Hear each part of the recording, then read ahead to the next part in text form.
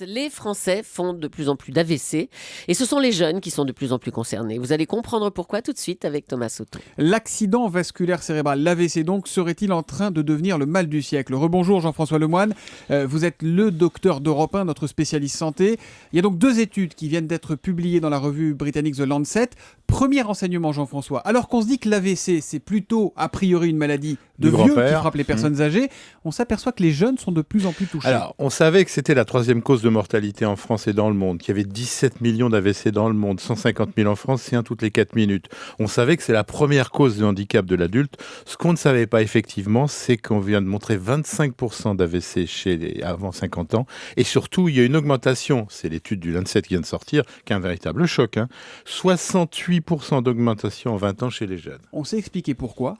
Alors, on a essayé de regarder, dans les pays pauvres, c'est clair, c'est obésité, tabac, sédentarité, parce que les gens mangent trop gros, mangent mal, et fument de plus en plus. Dans notre pays, alors là, il y a une espèce d'hypothèse, on dit qu'est-ce qui a changé depuis 20 ans, le cannabis. Bon, on dit le cannabis, honnêtement, il n'y a aucune preuve que ça soit ça, mais en tous les cas, un fait est certain, c'est que l'AVC, maintenant, il va falloir en parler aussi chez les jeunes. Ça peut être le stress ou pas ? Non, enfin, le stress peut faire tellement de choses. Oui, pourquoi pas. C'est pas a priori. Mais je dirais, à côté de l'obésité, à côté du tabac, à côté de toute cette sédentarité, c'est négligeable. Docteur Lemoine, c'est quoi exactement un AVC ? Qu'est-ce qui se passe dans la tête à ce L'AVC, c'est d'un seul coup le cerveau qui ne reçoit plus d'oxygène parce qu'une artère qui l'alimente n'alimente plus. Alors, il y a 2 façons de ne plus alimenter. Soit elle explose, c'est une hémorragie, soit elle se bouche. C'est le plus fréquent, 80%. Et c'est très important de le savoir très très vite parce que dans le cas où elle se bouche, il y a un traitement qui est efficace à 92%. Et quels sont les symptômes ? À quel moment on doit réagir ? Alors, les symptômes, c'est très simple. On se paralyse. Ouais. On perd un peu la parole, on n'a pas parlé de ça, voilà. Le visage aussi. Et le visage, on a une hypersensibilité, difficulté de langage, troubles visuels, mal de tête brutal. Mais surtout, ce qui est important, il faut savoir, c'est la soudaineté d'un symptôme. Un symptôme est inquiétant parce que soudainement, il arrive. D'une seconde à l'autre. Oui, parce que vous pouvez de temps en temps vous sentir un peu moins fort sur un bras parce que vous avez fait Mais là, d'un seul coup, vous pouvez plus. Vous avez la télécommande, elle tombe.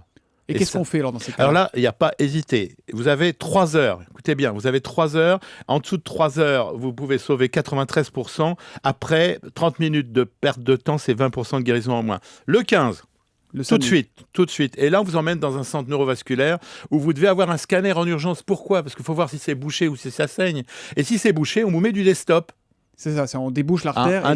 Mais c'est pareil que le desktop. Et là, ça repart. Et ça repart, oui, très bien, et avec guérison sans séquelles. Parce que n'oubliez pas que c'est la première cause d'invalidité. Oui, parce que souvent les gens restent hémiplégiques notamment. Avec, ou aphasiques, c'est-à-dire qu'ils ne peuvent plus parler. C'est ce qui était arrivé à Jean-Paul Belmondo, par exemple. Voilà, Jean-Paul Belmondo, il a mis 17 ou 18 heures avant d'être pris en charge.